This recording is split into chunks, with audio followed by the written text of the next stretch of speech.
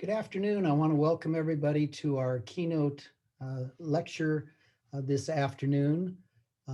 Before we get started with the keynote, what I'd like to do is I want to recognize our CSRI research fellows from 2020 and 2021, and then the outstanding GIA article from 2019 and 2020 as well.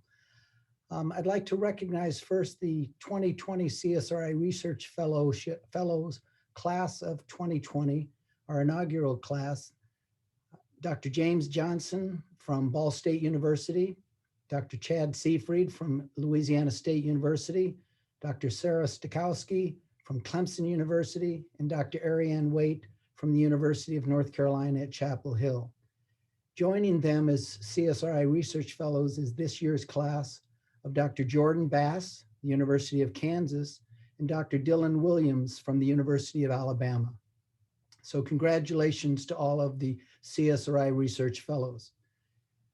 Since we had the conference canceled last year, we didn't get a chance to recognize the 2019 GIA Outstanding article. That article was "Because It's Worth It, Why Schools Violate NCAA Rules and the Impact of Getting Caught in Division I Basketball." The authors were Daniel Rasher, Andrei Cheslakov, Mark Nagel, and Andrew Schwartz.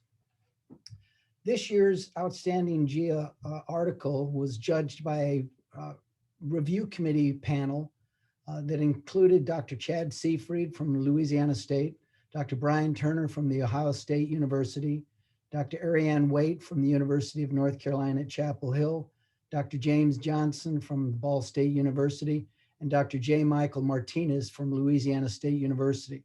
I want to thank the committee for their diligent work in evaluating these manuscripts. So now on to announcing this year's Outstanding GIA article. The fourth runner-up was Title IX Athletics Coordinators in NCAA Division I institutions, Roles, Responsibilities, and Potential Conflicts of Interest by Ellen Starowski and Ainsley Rhodes. Third runner-up was Self-Perceptions of Whiteness and Interpretive Phenomenological Analysis of White College Athletes by Joshua Bonaventure and Trevor Bopp. Second runner-up was Southeastern Conference Recruiting and the Maintenance of Power 5 College Sport by Chris Core, Richard Southall, and Mark Nagel. And the runner-up, this year's 2020 GIA Outstanding article, was Analyzing Big Data in Intercollegiate Athletics, an Application to Athletic Donor Behavior by Jonathan Jensen, Liz Wanless, Kaya Het, and Emily Wayland. So then, by the process of elimination, the 2020 GIA Outstanding article is Message Received, the Effect of Academic Socialization on NCAA Athletes' Grades by Paul Robbins and Keisha Bentley Edwards. So congratulations to all of the research fellows, the outstanding article nominees, and this year's winner. It's with great pleasure that I have the opportunity to introduce our keynote speaker for this year. I first met Brendan when I traveled to the Netherlands to go to visit with people on the other side of the pond, so to speak, about college sport. As executive director of the World Players Association and UNI Global Union, Brendan has more than 25 years leadership experience in the governance, business, legal, player relations, and human rights aspects of elite sport at the global, regional, and national levels. Appointed executive director of World Players in July 2015, he's united the world's leading player associations who collectively represent 85,000 athletes to champion the dignity of the player and the humanity of sport. This has required Brendan to ensure that organized athletes are rightfully placed at sports' global decision-making tables. Since 2015, key sports bodies and intergovernmental agencies such as the United Nations, UNESCO, the International Labor Organization, MINEPS, the World Sport Ministers Association, the International Olympic Committee, FIFA, UEFA, and the Commonwealth Games Federation, as well as FIBA, have made a series of binding commitments to embed human and player rights into their governance, activities, and business relationships. World Players has played a central role in the making of these commitments, both directly and by forging a powerful alliance with like-minded bodies such as Human Rights Watch, Amnesty International, the Committee to Protect Journalists, Football Supporters Europe, the International Trade Union Confederation, Transparency International, and others through the Sports and Rights Alliance, which is coordinated from World Players Swiss office by Gigi Alford, World Players Director of Sport and Human Rights. Today, athletes' rights and representation are two of the foundational challenges that global sport is seeking to address in order to regain its legitimacy, although with great reluctance. Brendan has ensured that World Players has been a thought leader in this transformational process. While Brendan is not from college sport background, and he will be able to give us some valuable information on how we as advocates for college athletes' rights can move forward. Brendan, thank you very much for visiting with our audience today. Thanks very much, Richard, and it's a real pleasure to be with you all. As Richard was mentioning, I certainly don't pretend to come from a college sports background, but what I have been following, like you all and so many others, is the struggle of the college athletes to get organised, to have their rights respected. And as we speak, of course, there's some very courageous, groundbreaking litigation being pursued, which is a strategy which has been commonly pursued by athletes seeking to get organised in professional team sports and Olympic sports throughout the world. I'll just share with you a few slides to explain this, but as Richard also mentioned in his introduction, the vision of World Players, or World Players United, as we call our strategy, is indeed to champion the dignity of the player and the humanity of sport. And they're two pillars which are, of course, common to all athletes throughout the world. Where there's a lot of lawyers, of course, on this call. And if we start with a quote from Sir Stephen Sedley, former Supreme Court judge in England, about what the law's responsibility is. And he says that the law's chief concern about the use of power is not who is exercising it, but what the power is and whom it affects. I think this is a great challenge when we look at sport, because sport likes to regard itself as being specific, as special, as different. And over the last 20 years, we've seen the development of transnational global sports law, which very much has been based on the norms of sport, rather than on the needs and the interests of the people, including the athletes, who are most impacted by sport. And we'll be seeing those arguments repeated again and again. A very important additional element to this notion is the question of risk. From the very early days of sport, sport was seen as being a dangerous activity.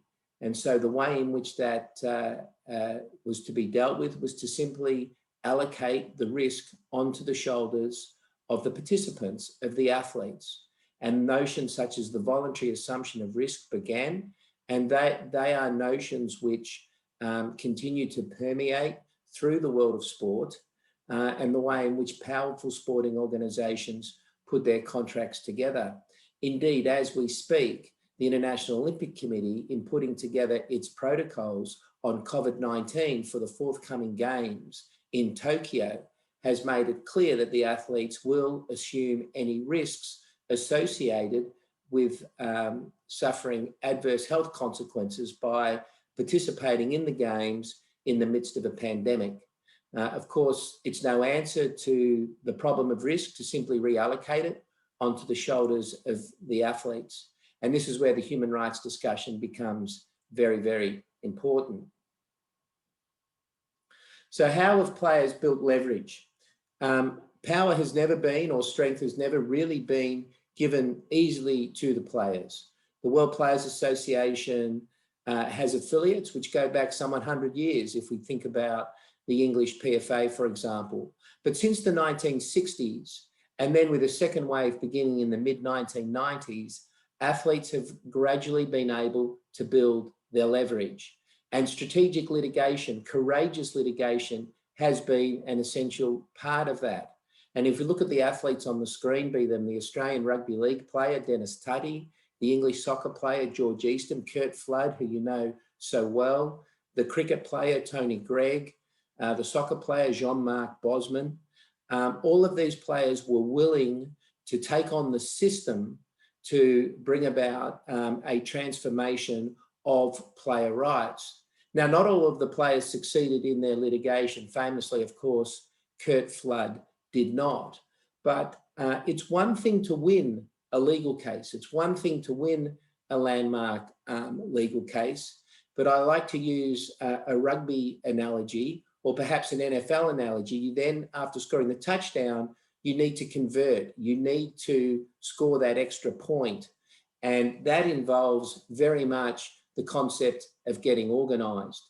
George Eastham, who defeated English soccer's transfer and retain system in the early 1960s, was backed by the Players Association, the PFA. And you see there a photo of George during the case with Cliff Lloyd, the secretary of the PFA at that time.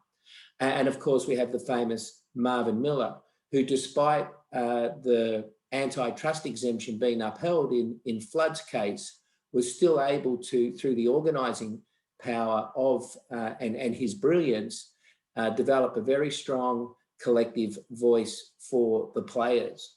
The litigation has been essential, but in and of itself, it's not been enough. And in fact, there are many cases in the history of professional sports where athletes individually have won important cases, but there's not been a collective movement strategically to follow up on that opportunity to turn that legal victory into a collective outcome which can deliver systemic change. So if we look at where I now spend a lot of my time on global sports law, how is that now different to the national level? And I think there's a model here that could well be relevant to the challenges which are confronting the college athletes. But there are three essential areas in which athletes have had to fight to have their rights respected. The first is their legal status. A long time ago, athletes were not even regarded as employees or workers, even in the professional team sports. Their employment relationship was often denied. And this is still the case in many countries, for example, in Eastern Europe, where the legal system provides that even in a team environment, they're to be regarded as independent contractors.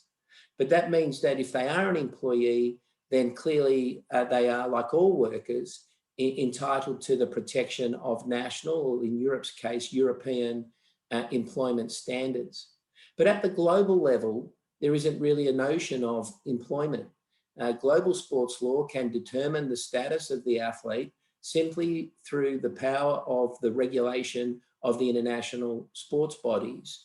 And those regulations we're seeing increasingly enforced through mandatory arbitration clauses that result in decisions being made by the Court of Arbitration for Sport, a body which will make decisions based purely on the regulations that are in front of the body, even to the exclusion of national law, and without regard to broader human rights considerations. The second element is how are the players to be represented?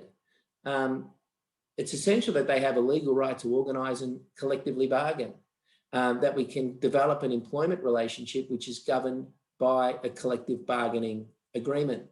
But if we look at the global environment, bodies such as the International Olympic Committee and the World Anti-Doping Agency set out very precise regulations on how athletes are to be represented. They provide, for example, athletes' commissions, which are not independent entities. They're part of the sports body, and the athletes are required to participate in elections so that they could, for example, get one seat at the table of the International Olympic Committee, as opposed to looking to have a bargaining relationship through a union. And then the third element is what is the legal status of the sports body? A lot of the cases that I just showed in the previous slides were cases that involved challenging the monopolistic position of the sports body. Competition law, restraint of trade law, has been an essential tool pursued by athletes in order to break down restraints on the labour market, indeed to win recognition of the labour market. But at the global level, we have what's called the notion of the autonomy and indeed the specificity of sport, which is even referred to in the treaty which governs the European Union. These notions have great power politically. They're very pervasive notions, and it means that the international sports bodies can enjoy support for being different, for being special in the corridors of power. If we look at each of those three levels and say, look at some of the cases, it's interesting to apply them. For example, if we look at Flood's case, the monopolistic position of Major League Baseball was actually upheld. But because Miller was able to organise the players, they were able to develop a strong voice in any event. If we look quickly at college sports, and I read the interesting decision in Northwestern where they said that the players were actually employees, but the National Labour Relations Board denied those very same employees on policy grounds the right to operate at that second level, to organise that union. I think the experience of Major League Baseball shows that of those three levels, the most important is definitely the right to organise and collectively bargain. The essential difference which we're seeing at the global level is that in the absence of international rules imposed conjointly by national states, football, and indeed so has the Olympic movement, has developed a specific global law without the state. And so that's particularly challenging for us as a Global Players Association body. How can we develop a strong voice for players in circumstances where we don't have access to those three levels that I was just mentioning in order to build the power of our voice? This is a profound challenge that we're trying to address globally, and I think it is a challenge too that the college athletes themselves are also trying to address, albeit at a different level. I think it's important to ask ourselves, what are the consequences of this system? What are the consequences of giving such legal protection to a monopolistic structure, promoting something that people regard as being special, and of course promoting something to which the athletes themselves are committed and which they invest a lot of personal identity? And one of the most powerful quotes I've read in all of this is from the Ropes and Gray report of the independent investigation into the factors underlying Larry Nassar's abuse of athletes. The executive summary reads that the sport rendered athletes inherently vulnerable.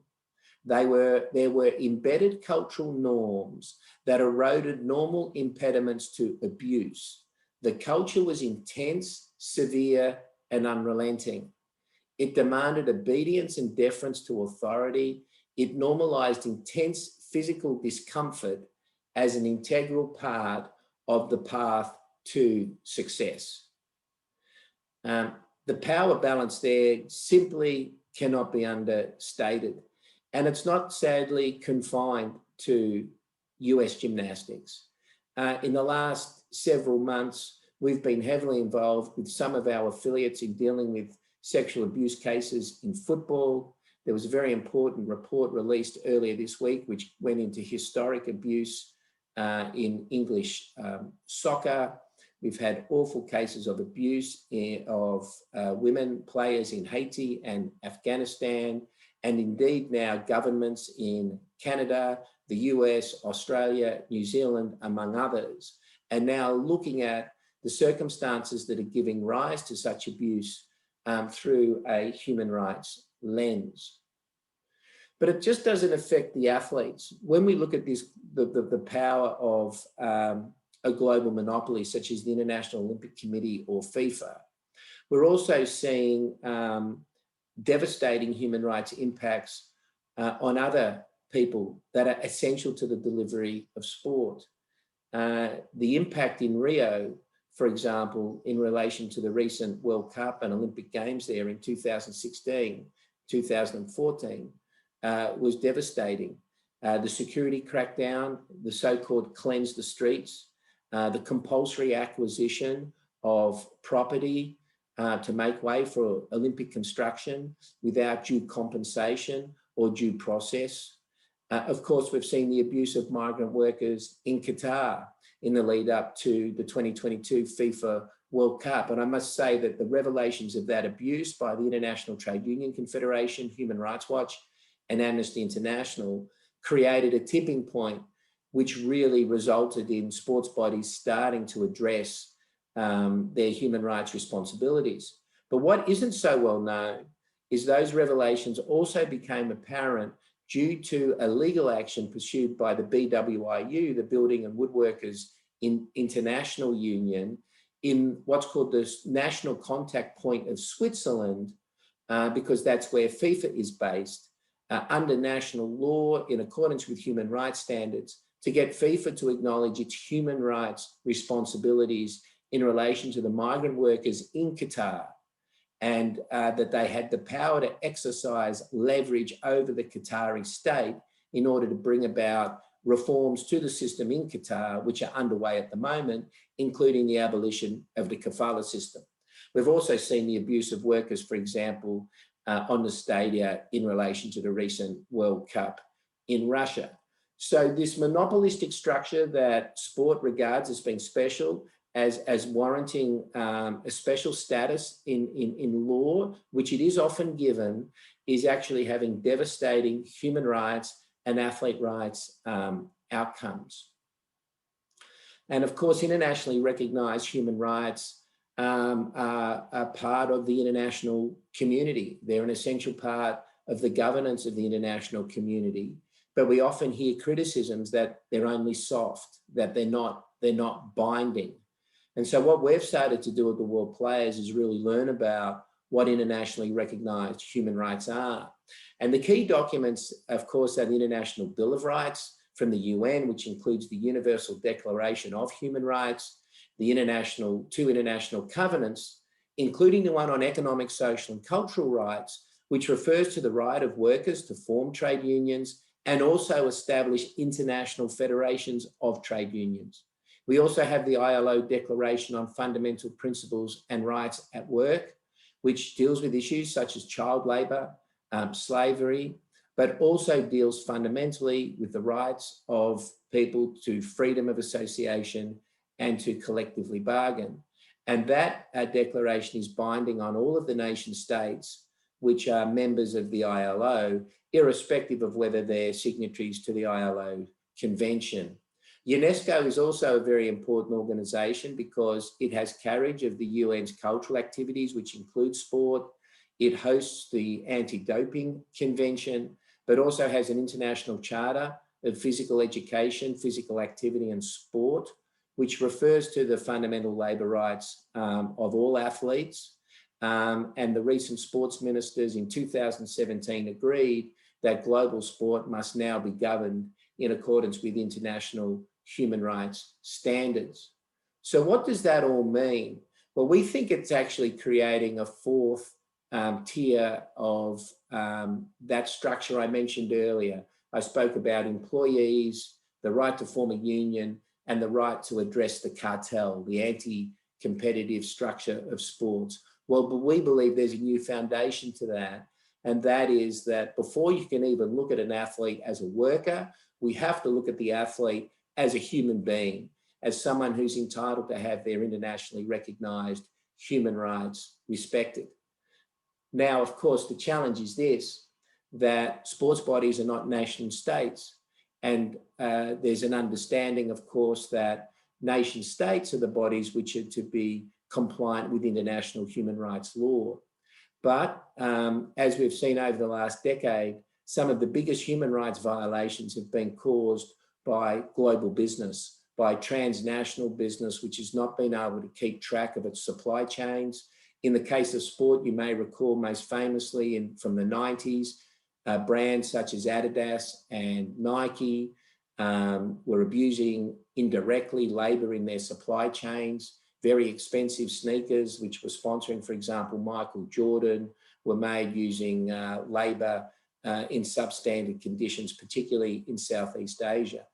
Part of my first involvement in this movement in the 90s was the use of child labor in Pakistan to manufacture soccer balls licensed by FIFA. In response to this, Professor John Ruggie of Harvard University led a group that in 2011 developed what's called the United Nations Guiding Principles on Business and Human Rights. And that refers to what we call the 3 pillars of the UNGPs, as they're known. The first acknowledges that the state has a duty to protect human rights, but very importantly, business, which of course includes the International Olympic Committee, FIFA, the National Football League. This isn't just about transnational business, but all business enterprises have a responsibility to respect human rights. And thirdly, where rights are not respected or upheld, the victims of human rights abuse must be able to access an effective remedy. So this means that businesses should have a human rights policy. They should engage in what we call human rights due diligence, provide access to remedy, and engage and communicate openly with stakeholders. It involves a sharing of power as opposed to the imposition of a unilateral decision-making process, which of course we're all very familiar with in the world of sport. The notion of human rights due diligence is very important because it addresses what I mentioned in the outset about this question of risk.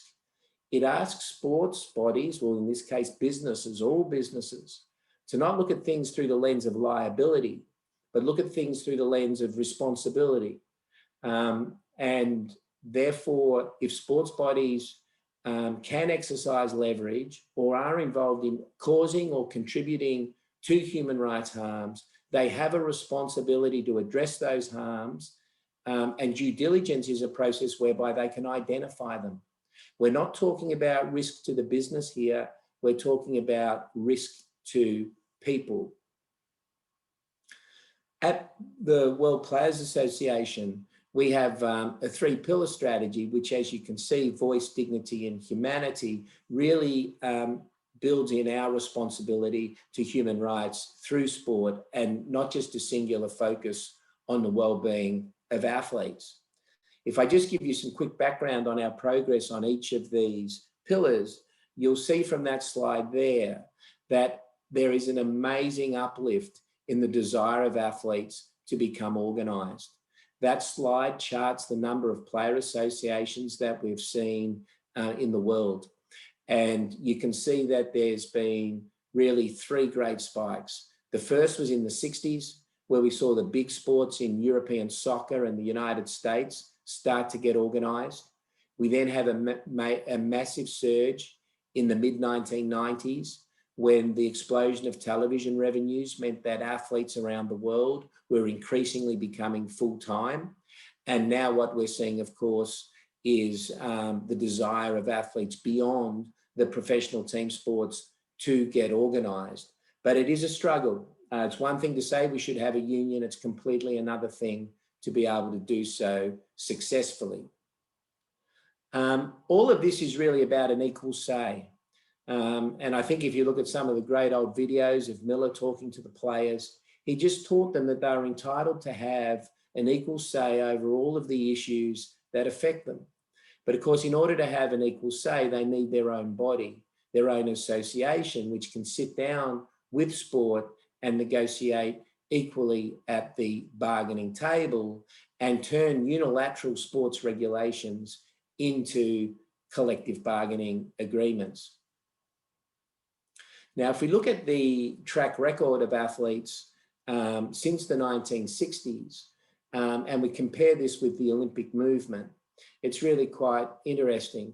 The major success when I speak to members at the IOC Athletes Commission really has been to be represented on the governing bodies of the sports.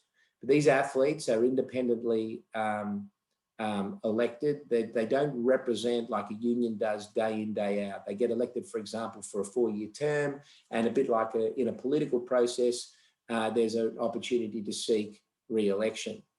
If we look at our movement, it really started off dealing with issues such as minimum wages, abolition of the restraints, trying to get a share of television revenues, the negotiation of grievance mechanisms, grievance arbitration, free agency, what we talk about a lot about the development of players as people because of the short-term nature of the career, health and safety issues, etc., etc. At the moment, some of the most significant issues we're dealing with include, of course, the fight for gender equality, the fight of athletes, which we've seen so powerfully in the United States, for social justice. I like to say to our team that our job gets more difficult every day. So therefore, if we're not learning, when we go home at the end of the day, we're worse at our job than when we arrived at work in the morning. And I say that because some of the issues we now have to deal with are incredibly complex. And unless we have the ability to act collectively, bring knowledge to the table, act in an informed and expert-based manner, then the players are really at a significant disadvantage. And we saw that, I think, in relation to COVID, probably most meaningfully, when we had to deal with the biggest health and economic crisis that many of our sports had felt for many, many years. And as a player association movement, we were able to come together with our own doctors, our own epidemiologists, our own public health experts, in order to start negotiating the return to play of the professional team sports. So there's a sophistication that's required in order to address these types of issues, which I really think needs to be fully respected. The second pillar is that players are people first and athletes second.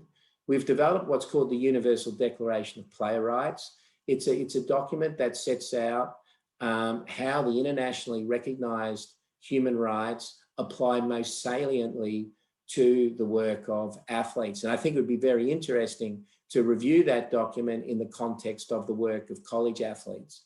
But we've also developed what's called the World Player Development Wellbeing Standard. We acknowledge that the career path of athletes is short-term and precarious. And so therefore athletes at all times have to be investing in their mental health, their social well-being, their education, all the other aspects that go to making a holistic person.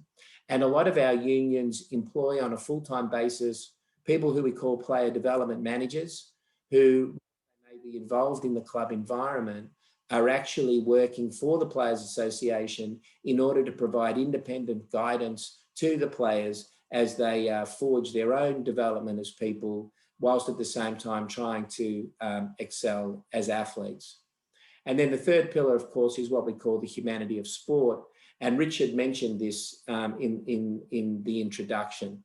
You'll see that we bring together the strongest player associations of the world with the Sport and Rights Alliance, and also working with the new centre that we've established in Geneva called the Centre for Sport and Human Rights, which we hope will become the global standard setter and the global driver of best practice to make sure that sports bodies can address their human rights responsibilities. We are very much at the moment promoting athlete activism, and we like to talk about athlete activism as being pursued at 3 levels. We look back at heroes such as John Carlos and Tommy Smith and the Australian Peter Norman, who were part of the iconic protest in 1968 over the civil rights situation in the United States. But we also think Kurt Flood is an athlete activist, and all of those athletes that I showed in the outset, those athletes who stand up for their fellow professional, who are willing to take that risk in order to bring about a better outcome. We think that forming a union, or what we call collective athlete activism, is one of the most important demonstrations of that. And I was really impressed to see how the NBA players through the NBPA were able to turn their boycott or their protests very quickly into social justice agreements with the NBA, which increased access to the recent presidential elections. It's a great example of how the activism of the moment was converted into a systemic change because of the organising of the players. And then the third level in terms of athlete activism is what we do at the World Players Association. We call that institutional athlete activism. It's really about changing the global rules of sport. And I mentioned a little earlier about how we now have this binding system of global sports law, which is really law beyond the state. But if we can make that law subject to international human rights standards, then that law can be a very good example. It can be a great example of private regulation being enforced as a force for good. So where are we now in terms of the human rights commitments of the sports governing bodies? FIFA has done a lot. It's embedded human rights into its statutes. There's a report there which I refer to as the Ruggie report. That's the very same person who drove the development of the United Nations Guiding Principles. If there is one document that I would recommend you read to understand what this all means, it's probably his April 2016 report to FIFA, which explains how the international human rights standards apply to FIFA as a business and what FIFA needs to do to uphold its human rights responsibilities. There are 6 recommendations in that report, which are a really good way to easily understand what we're talking about. We're now seeing in a variety of the sports, such as UEFA and FIFA and the IOC, the reference to human rights standards into the host city contract, excuse me. But what we are finding, quite interestingly, is when it comes to the athletes, there is still this notion that the athletes are different. The International Olympic Committee in 2018 developed what's called the Athletes' Rights and Responsibilities Declaration. It redefines athlete rights without reference to international human rights standards, and it provides for representation other than through unions, even though unions are, of course, part of the internationally recognised human rights. So even for all of this progress which is being made, we really are coming to some significant barriers when it comes to recognising the rights of the athletes, when it comes to the overall accountability of the sports governing bodies, because they are global monopolies, and also when it comes to the question of access to remedy. Just to finish on where all the sports bodies are at the moment, I think globally we can put them into 4 categories. The first one is those that have made a formal commitment to respect human rights. There are those that have made a general commitment, but they still want to regard the athletes as different. That includes the IOC and WADA. There are still sports governing bodies that deny they have any responsibility to respect human athlete rights. I've put the International Athletics Federation there, which is now called World Athletics. It says it's a non-state actor, a private body that's entitled to regulate privately how it sees fit. And there are many, many sports bodies which have yet to really come to terms in order to address their responsibilities. I might just, I was just looking in the chat there, so that to see if there were any questions. I just would like to pause with these thoughts, and then hopefully we'll have some time for questions, is that I do think we're at a great moment in history in terms of the development of global sports law. The first great period started in the early 60s with the cases such as Eastham and Flood and Mackey and Robertson and so on. And that was recognising that the players are employees, they're entitled to freedom of association, they've challenged the restraints of trade. From the mid-90s, we saw the emergence of full-time professionalism, the recognition of freedom of movement globally, but we also saw then the emergence of employer solidarity. And I've got there the lockouts that the NHL organised, and were a big problem in US sports. But we also saw that in Europe, the response in terms of the development of this global sports law, which did emanate out of Europe. I think the third era is the one we're in now, where we're dealing with the dominance of Olympic law and compulsory arbitration and this notion of a global law without the state. But the new area we're trying to create is one in which that global legal system embeds not just the human rights of the athletes, but the human rights of everyone who's impacted by sport. And that's really the challenge. That's the space we're in right now. And I think as sports lawyers, although I don't like the phrase sports lawyers, as lawyers in sport, we do have a great opportunity to shape a profoundly different future to the one that we're in right now. So I'll pause there and just thank you all again for the opportunity to speak. And thank you, Richard, for your kind introduction. Brendan, I have a question that I'd like to pose perhaps for everybody. What do you think maybe, where do we go from here? I mean, it's almost as if everybody knows what needs to be done, but how does the next step, and does the next step take place? And does that step involve the professional players associations who seem to me are on the sort of the sideline when it comes to quote unquote amateur college athletes and amateur college sport? Can't the professional players associations be the shield or the advocates for the unorganized college athletes? Well, I think that's really a matter for those player associations. What I would say from the position I sit in is, if I look at a European Players Association, such as in the sport of soccer, they tend to have an all-encompassing approach. If there's a problem, we'll be there. Some of the most important cases we've done in recent times, for example, was saving the Bahraini refugee Hakim Al-Arabi from refoulement when he was detained in Thailand, an athlete activist who stood up against the Bahraini authorities. He wasn't a union member, Richard, but we felt we had a responsibility to protect him. And FIFPro, the World Soccer Players Union, has done an amazing job in protecting those athletes in Haiti and Afghanistan. Under US labor law, however, these unions have very strict mandates. It's a very tightly regulated situation, and they may not have the scope to do it. So I think rather than, that could be a potential solution. I think the question we have to ask ourselves is, what are the underlying conditions around which you can organize? And I've mentioned in my presentation, there's 3. I think there's now 4, because we add human rights to them being workers, being able to form a union, and they have to be able to attack the cartel. If they can't attack the cartel with these cases, which are coming up, it's going to be very difficult. The only group that really was able to succeed against a monopoly was the Major League Baseball players, and the exception often doesn't make the rule.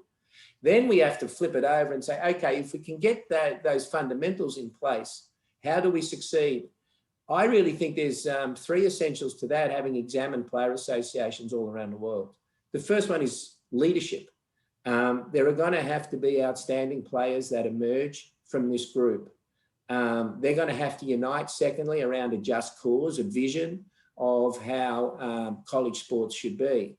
And one of the things we're really proud of is that when we've succeeded in advancing the rights of the athletes, we've also greatly enhanced sport as a business and as a spectacle. And there'd be absolutely no doubt that the legitimacy of college sport would be greatly enhanced if it was protecting the rights of people who are involved. And the third element, Richard, is the union does need to be independent financially. That's a really big challenge, but I think this stuff in and around name, image, and likeness is potentially powerful.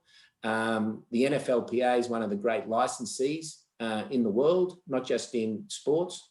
And that if those 3 questions were there, then I would think the college athletes would have the capacity to form their own unions and function independently. Yeah, good points. We had a question come in from one of the attendees. Are governments of nation states out of touch with the emergence of global sports law and the government beyond the state concept? Yeah, what a great question. I would say yes. In fact, I think they're deferential to it. One of the most quickly expanding treaties in the world, even though it's not a treaty convention, is the Anti-Doping Convention.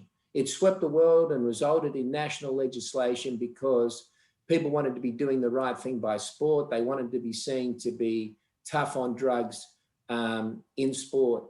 And if we look at Switzerland, for example, which hosts many of these sports bodies and also hosts a court of arbitration for sport, there's very strong scrutiny now being applied to Switzerland as a state because it's providing national cover for these global sports bodies to conduct themselves in ways which don't respect Switzerland's human rights obligations. So I think we'll see increasing focus on that. But of course, if you look at the United States with the recent Rodchenkov Anti-Doping Act, the United States was criticized vehemently by global sport for legislating in a slightly different way. So the nation states can be exposed when they try to create their own norms, and it requires courageous leadership. And at a time when I would say the other major problem we have is the sports washing coming out of Bahrain and China and so on, where sport is being used, Qatar, to cleanse the image of states which have obviously very concerning human rights records. Brendan, I want to thank you for taking the time. I'm not sure exactly what time it is. I know it's Saturday in Australia, correct? So it's Saturday morning, bright and early. But it's fine. We're all early risers when you work at the global level. So there's no excuse for time zone in our line of business, Richard. Well, I appreciate you taking the time to visit with our attendees. I want to remind everybody that the GIA workshop Navigating the Academic Publication Process is set to start at 4:15 Eastern Time. So Brendan, I want to thank you again. Look forward to the chance. I'm hoping this summer that you're back in Switzerland, and I'm going to have a chance to do some traveling on my sabbatical. So I'll make sure to stop in and we can strategize again or just visit some more. Yeah, I look forward to it. We'll go ahead and stop our videos then, Brendan.